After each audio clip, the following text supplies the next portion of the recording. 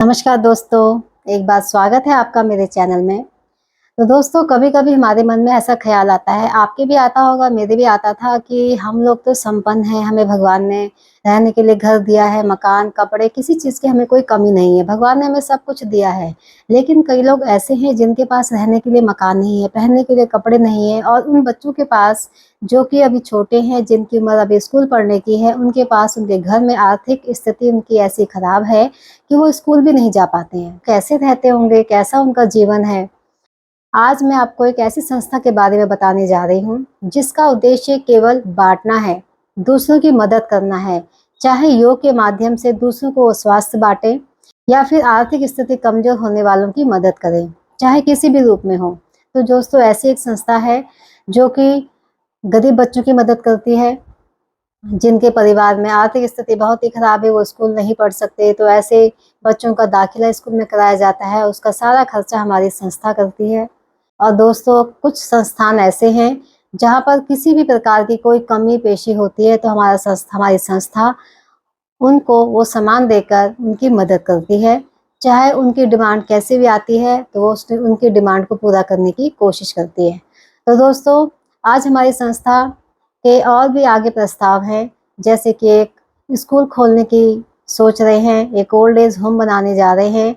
लेकिन दोस्तों इसके लिए फंड की आवश्यकता है और अगर आप मेरी वीडियो को देख रहे हैं तो आप भी इसके मेंबर बन सकते हैं, आप किसी की मदद कर सकते हैं घर बैठे-बैठे। क्योंकि दोस्तों कई बार हमें ऐसा होता है कि हम किसी की मदद कैसे करेंगे?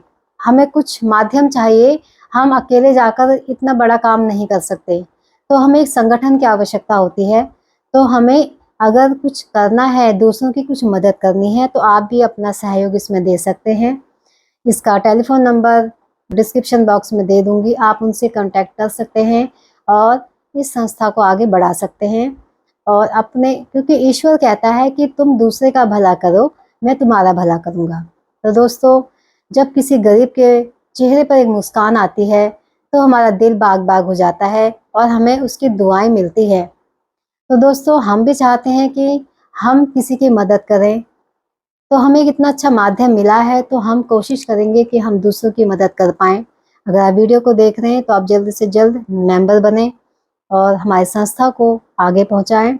और दोस्तों हमारी संस्था की ख़ास बात होती है कि इसमें किसी भी आय व्यय का ब्यौरा बिल्कुल ट्रांसपेरेंट होता है। अगर आप इसके मेंबर बन जाते हैं तो आपको एक व्हाट्सएप ग्रुप में शामिल किया जाएगा और हर महीने आय और व्यय का ब्यौरा इसमें दिया जाता है कि जो आपका पैसा जा रहा है वो किसी अच्छी जगह में जा रहा है और कितना पैसा आया, कितना गया, वो पूरा हिसाब-किताब हर महीने व्हाट्सएप ग्रुप में दिया जाता है। तो इससे आपको इस बात की भी चिंता नहीं होगी कि हमारा जो पैसा है वो गलत जगह पे जा रहा है। तो दोस्तों आप भी सहयोग करें, जितना भी हो सकता है छोटी से छोटा अमाउंट भी आप संस्था को दे सकते हैं और गरीबों की मदद कर सकते हैं। तो दोस्तों एक छोटा-सा कदम मानवता की ओर। बहुत-बहुत नमस्कार। मैं बहुत-बहुत धन्यवाद देती हूँ इस समिति का। मतलब बहुत ही अच्छी बात है, जो बच्चे पढ़ना चाहते हैं, जैसे हम लोग हैं, अच्छे स्कूल में अच्छी शिक्षा प्राप्त करना चाहते हैं। आज की परिस्थितियों में हम देखते हैं कि कई परिवार ऐसे हैं जहाँ पर उन वरिष्ठों को वो मान मिल ही नहीं पा रहा है जिनके वो अधिकारी हैं। तो उन परिवारों को, उन घर को जो आज बेघर हो चुके हैं, उनकी मदद की जाए। इसलिए हमारा फंड नहीं बनता। समिति आज बहुत गरीब है। इस प्रकार एनएम हॉस्टल में हमारे समिति द्वारा 3 बच्चे आज वहाँ पढ़ाई कर रहे हैं। आपके पैसे का हम सदुपयोग करते हैं, हम वो दूर करते हैं जहाँ जरूरत पड़ती है। तो हम लोग बहुत गरीब हैं, हम चाहते हैं कि ऐसे दानदाता हमें मिले, जो दानदाता वरिष्ठ नागरिक सेवा में अपना सहयोग देना चाहे। वरिष्ठ नागरिक सेवा,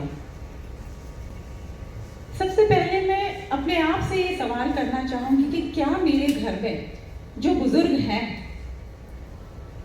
मैं उनकी सेवा शुश्रूषा करती हूँ या नहीं, या केवल इस मंच पर खड़े होकर मैं भाषण देने का कार्य करती हूँ। अगर मैंने अपने घर में जो वरिष्ठ हैं, जिन्हें मैं अपने माता पिता का दर्जा देती हूँ या सास ससुर का दर्जा देती हूँ, क्या मेरे शब्दों में उनके लिए मान है, तो मैं यहाँ पर बोलने की अधिकारी हूँ। आज की परिस्थितियों में हम देखते हैं कि कई परिवार ऐसे हैं जहां पर उन वरिष्ठों को वो मान मिल ही नहीं पा रहा है जिनके वो अधिकारी हैं। स्थापना उदय कैसे हुआ, क्यों हुआ, ये बहुत कुछ बता दिया गया है, लेकिन थोड़ी भूमिका इसके बारे में मैं देना चाहूँगा कि उस समय वो दौरान जब 2020 के अंदर महामारी फैली हुई थी, कोरोना वायरस सब जगह झगड़े हुए था और लोग देख रहे थे, लोग काम छूट रहे थे, बच्चे अनाथ हो रहे थे। उस समय हमारे अंदर एक विचार आया कि हम योग के साथ साथ दोनों बच्चों के, उन परिवारों के, उन ग्रहों को कुछ योगदान दें जिससे कि वो अपने जीवन में आगे बढ़ सके। इसी उद्देश्य को लेते हुए हम लोगों ने अपने योग परिवार की एक मीटिंग की और एक सुझाव रखा कि जैसे हम एक विश्राम सेवा करते आ रहे हैं अभी तक, क्यों ना इस सेवा को हम दूसरों को दें कि उन बच्चों को, उन परिवारों को, उन घर को जो आज बेघर हो चुके हैं, उनकी मदद की जाए। तो योग परिवार ने उसका समर्थन किया और उसी दौरान अगस्त 2020 में हमने इनका सहयोग करने का एक निर्णय लिया एक फंड के द्वारा, और हमारा विश्वास था कि हम अपने फंड से ही उनकी सहायता करेंगे। लेकिन कुछ सुझाव आए कि क्यों ना इसको समिति का रूप दिया जाए, समिति बनाया जाए। सितंबर 2020 में समिति बनी और दिसंबर 2020 में ही हमने इसका रजिस्ट्रेशन करा दिया और हमें रजिस्ट्रेशन दिवाली हो चुकी। तब तक हमारे समिति के अंदर सभी योग परिवार के लोग थे, बाहर के कोई सदस्य नहीं थे। हमें कुछ लोगों ने कहा कि क्यों ना है इसकी हम सदस्य भाग खोलें। तो 2021 जनवरी में हमने उन लोगों को आमंत्रित किया जो योग परिवार जुड़े हुए नहीं थे लेकिन समिति में सहयोग देने के सुझाव थे। उसी उद्देश्य रखते हुए हम लोगों ने समिति को एक्सपेंड किया और आज मुझे ये कहते बड़ा खुश हो रहा है, हर्ष हो रहा है कि हमारी समिति 3 साल से कम समय में अपने काम पर आगे बढ़ रही है। जो उद्देश्य है उसको लेकर चल रहे हैं। हमारी जो सोच है, हमारी सोच क्या है कि इस जितना हम कर सकते हैं हम करना चाहें, क्योंकि समस्या बहुत है। आज हिंदुस्तान में समितियों की कमी नहीं है, मदद करनी है। जरूरी नहीं है कि सब अच्छी हो, लेकिन कुछ तो अच्छी होती जरूर है जो काम कर रही है। लेकिन अगर समिति एक और बढ़ जाए तो उससे कुछ बच्चों का, कुछ परिवारों का अच्छा भला हो सकता है। इस उद्देश्य को लेते हुए हमने समिति का स्थापना की 2021 जनवरी में और 20 में अगस्त 20 में और जनवरी में इसका रजिस्ट्रेशन होने के बाद समिति हमारी बढ़ती गई और आज हमारे पास 125 आजीवन सदस्य काम करते हैं जो हमारे पास जुड़े हुए हैं, जिनका का विश्वास, निष्ठा और समर्पण समिति को दिया है। इसके अलावा हमारे साथ कुछ मेंबर सदस्य ऐसे हैं जो आजीवन तो नहीं है लेकिन कभी कभी सहयोग देते हैं, उनकी संख्या भी 70 के करीब आती है। इस प्रकार हमारी समिति का एक परिवार जो है वो लगभग 175 लोगों का है, बल्कि ज्यादा का है, जो समिति को अपना सहयोग दे रहा है। जब समिति की स्थापना हुई थी तो हमारा फंड बहुत कम आता था, 10,000, 11,000, 12,000, लेकिन आज हमारे पास लगभग 40,000 फंड आ रहा है जिसको हम खर्च करने में, हमारे सहयोग देने में हमें आसानी रहती है। हमारे साथ आज लगभग 11 संस्थाएं जुड़ी हुई हैं जो जिनको गवर्नमेंट से कहीं से भी सहायता नहीं मिलती। जब हमें पता लगता है कि उस समिति का कोई कार्य ऐसा है तो अटका हुआ है बिना किसी कार्य के, वहाँ के लोग दुखी हैं, तो हमारी समिति की पूरी कुछ कार्यकारिणी सदस्य वहाँ जाते हैं, तो सर्वे करते हैं, निरीक्षण करते हैं और यदि वो जैनवन है, उसको गवर्नमेंट से सहायता नहीं मिल रही तो हम उसको मदद करते हैं। लेकिन कैश में हम किसी मदद नहीं करते, हम इन काइंड सामान्य मदद करते हैं, जैसे मेडिकल एड या धन या एक मेरे राशन पानी या ब्रांड लोग उनको हेल्प करते हैं।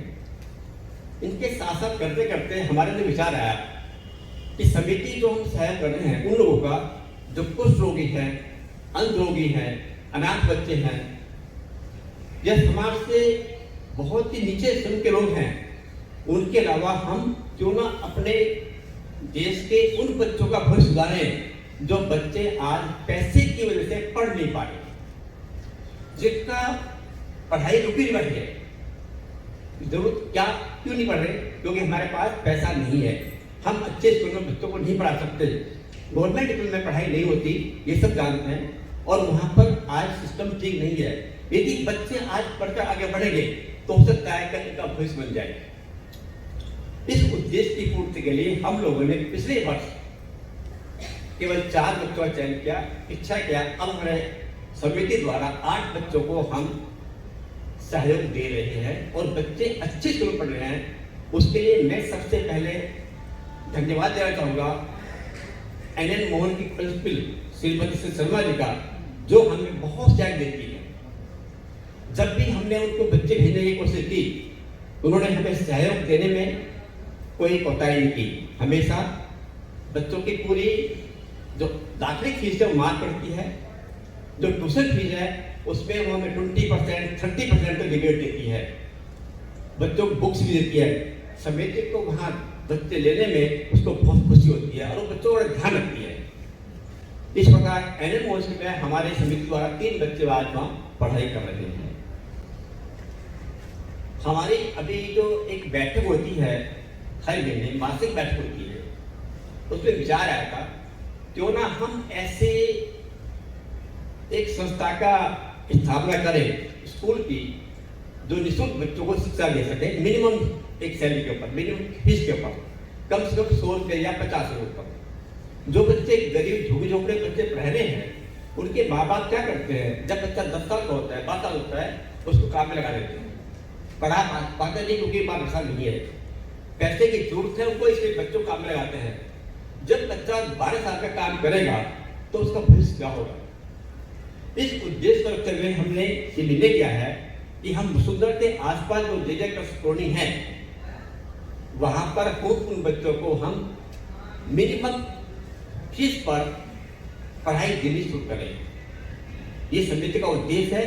हम फीस तो लेंगे क्योंकि फ्री को लोग पढ़ना पसंद नहीं करते और वहाँ ऐसी होती भी नहीं है, वो लोग आते भी नहीं है। लेकिन यदि हम उनसे कुछ लेंगे तो जरूर आएंगे, बच्चों पढ़ाई में उनका सहयोग मिलेगा।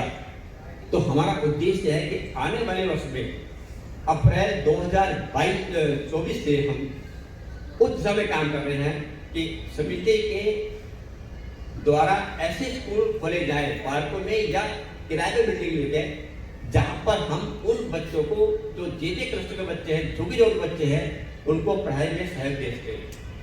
यदि ये सुझाव आपको अच्छा लगे तो मुझे अपनी प्रतिक्रिया जरूर दीजिए। लेकिन कुछ पर्सेंटेज खराब हो रही है जहाँ बच्चे अपने माँ बाप की देखभाल नहीं कर पा रहे। प्रस्ताव यह है कि हम वृद्धाश्रम एक अच्छा नाम नहीं है, ये पुराना नाम है, क्यों नहीं इसका नाम बदला जाए वरिष्ठ नागरिक सेवा आश्रम, सेवा भाव उसके अंदर आना चाहिए। इस सोच के साथ हम लोगों ने प्रयास किया कि अगर समिति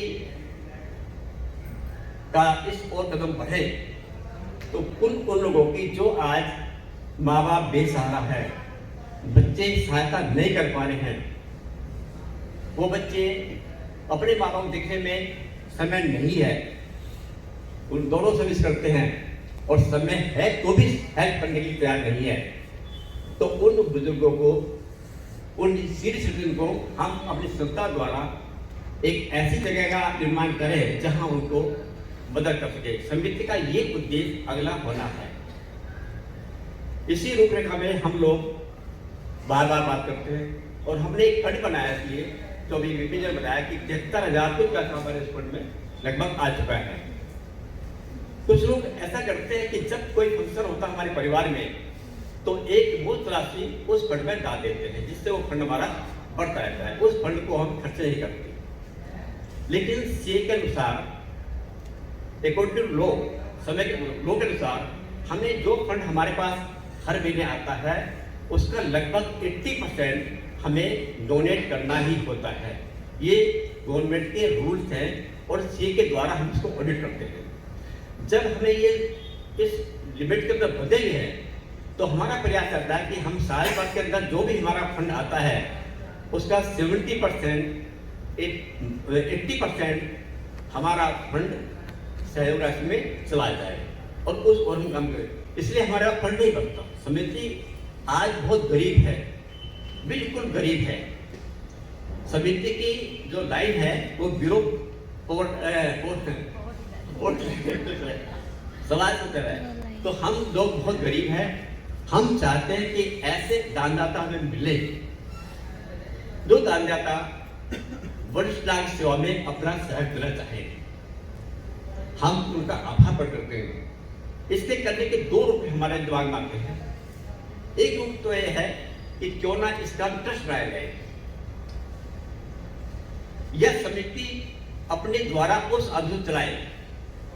यदि ट्रस्ट बनाते हैं हम, तो ट्रस्ट रजिस्टर्ड होगा और उसके ऊपर सारे अधिकार समिति के होंगे। तो समिति उसकी पहली ट्रस्टी होगी जो उसके अधिकार के अंदर काम करेगी। नहीं तो आजकल वृद्धाश्रम में बहुत खींचातानी चल रही है और वहां पर बहुत झगड़े हो रहे हैं। हम नहीं चाहते समिति के द्वारा कोई काम ऐसा हो जहां विरोधाभास करा जाए। ये हमारी एक सोच है।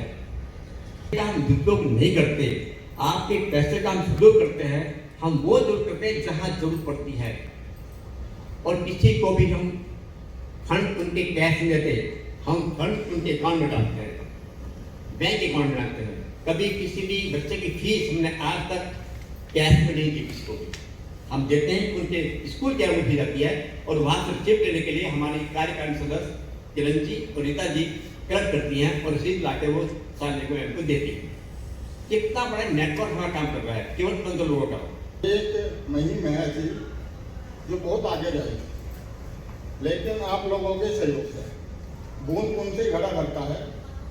ये चीज़ हमें लेकर चलना होगा कि कोई कितना ही धन दे रहा है, चाहे थोड़ा दे रहा है, ज़्यादा दे रहा है, अपनी इच्छा के अनुसार से दे रहा है। मैं तो यही कहूँगा जितना बनता है अपनी इच्छा के अनुसार हम दीजिए आप, वो बहुत अच्छा है।